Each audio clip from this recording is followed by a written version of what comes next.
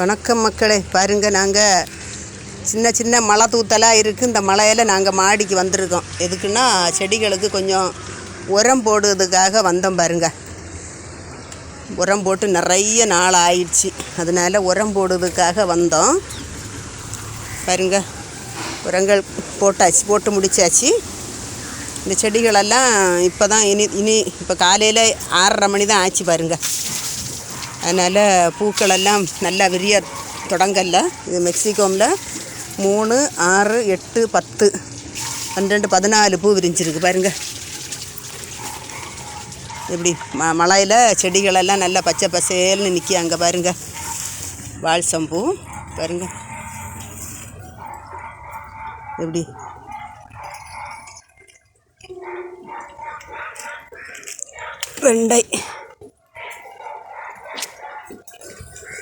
வெண்டையிலெல்லாம் daily காப்பறிக்கலாம். பாருங்கள், 2 நாளைக்கு முன்னாடி பறித்தேன். அதுக்கு பிறகு நான் இன்றைக்கி தான் பறிக்க வரேன். இப்போ வீடியோ எடுக்காமல் அதில் விளைஞ்சி நிற்கிறத பெருசாக நிற்கிறத பார்த்து பறித்து எடுக்கிறது பார்த்துடுங்க.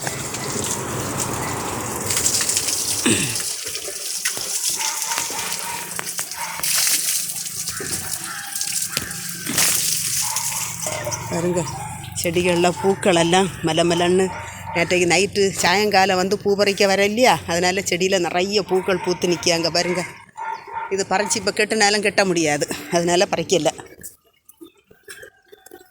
பாருங்க, எல்லாத்துலேயும் உரம் போட்டு மூடெல்லாம் கிளறி விட்டுருக்கு.